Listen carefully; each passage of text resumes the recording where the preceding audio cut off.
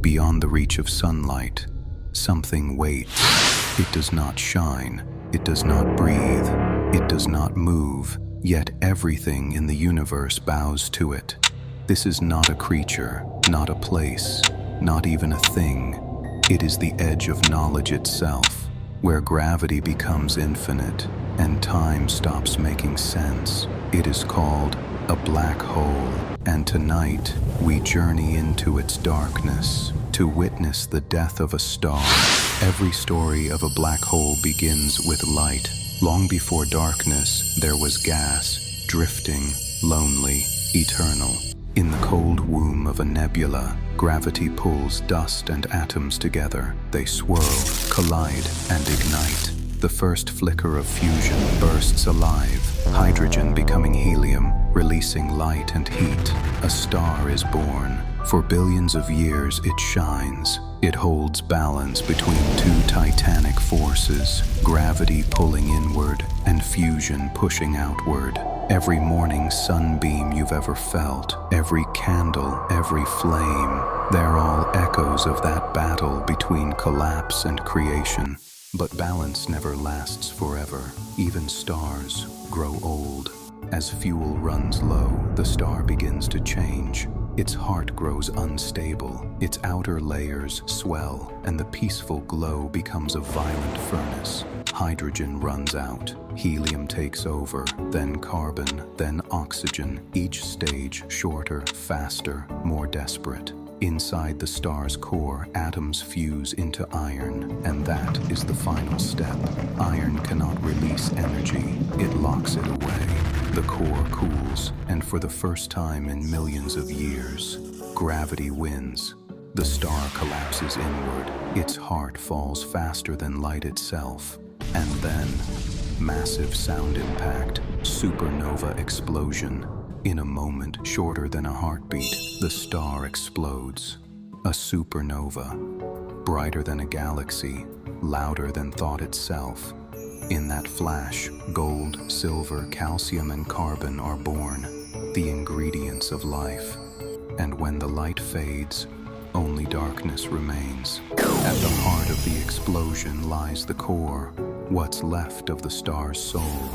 It collapses into something so dense, so heavy, that the universe itself bends around it.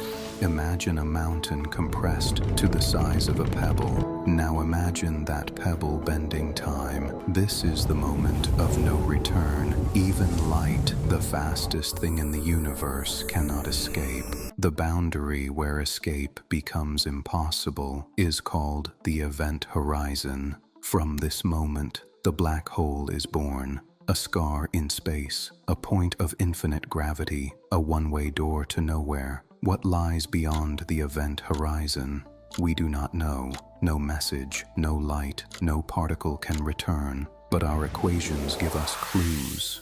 Inside, time and space trade places. Space falls inward like a waterfall of geometry, and time becomes a direction you cannot turn back from. To an outside observer, anything falling toward a black hole slows down and freezes at the edge forever. But to the falling traveler, everything seems normal. They cross the horizon and fall toward the singularity, a point where the laws of physics break completely. We can describe it with math, but we cannot imagine it. Imagine you are that traveler. You drift near the event horizon. Your clock ticks slower. Your heartbeat lags behind the universe. You look back at the stars and see time speeding up. Galaxies age, planets burn out, civilizations rise and fall. You are watching the future unfold in seconds, and then there is only light, a ring of pure energy around an infinite dark center.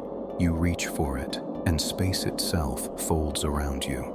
There is no in, no out, only forward, and forward means down, forever.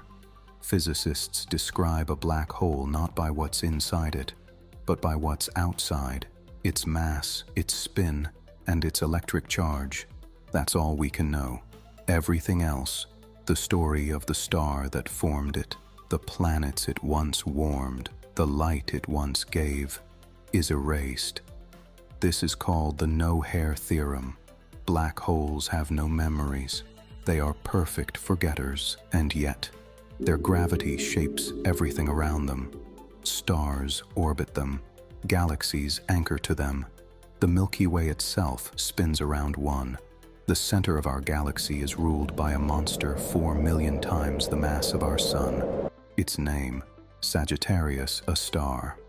For most of human history, black holes were imagination, numbers in equations. Then we looked closer. Astronomers saw stars moving around. Nothing. They moved too fast, as if an invisible hand was pulling them. And in 2019, for the first time in history, we saw it. The shadow of a black hole. A glowing ring of light around a perfect dark core, captured by the Event Horizon Telescope. It was the most distant mirror ever made, and in it we saw the shape of gravity itself. That image was not just a photograph, it was a triumph of curiosity, proof that we, tiny creatures made of stardust, could see into the place where even light cannot escape. Near a black hole, time bends. Minutes near the horizon could mean years far away. To orbit one is to orbit the future. Physicists realized something wild. A spinning black hole might connect distant points in space-time.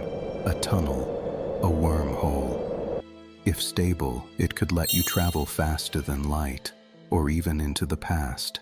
But nature guards its secrets well. Every equation that opens the tunnel closes it again with chaos, radiation, collapse. Still, the math whispers, somewhere, somehow, black holes may connect the unreachable. In 1974, Stephen Hawking made a shocking discovery. Black holes are not truly black. At their edges, tiny quantum fluctuations create pairs of particles. One falls in, the other escapes. From the void, a faint glow appears. Hawking radiation.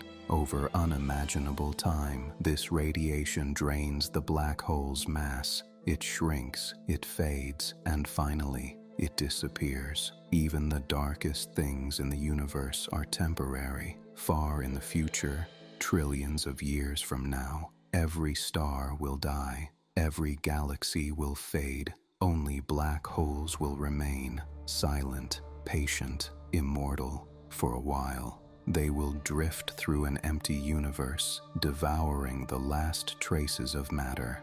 And then, one by one, they too will evaporate, leaving behind only radiation and memory. When the last one fades, there will be no light, no sound, no time, only nothing. But what if that isn't the end? Some theories suggest that at the moment a black hole dies, it releases all it has swallowed in a burst of new energy. Could that be a new Big Bang? And one day, it may give birth to the next, the cycle of creation and destruction woven through eternity. Black holes began as the symbols of fear, places where everything ends, but perhaps they are proof that endings are illusions. A star dies and a new universe is born. Light disappears, but knowledge grows brighter. We are creatures made of atoms forged in supernovae, curious enough to look back at the darkness that made us. And if we can understand black holes, then maybe we can understand ourselves. The fragile, impossible sparks that defy the pull of gravity just long enough to ask why. Final pause, music fades to silence. Narrator, softly. This is not the story of endings, it is the story of beginnings, written in light and shadow. Fade out, title, Into the Black.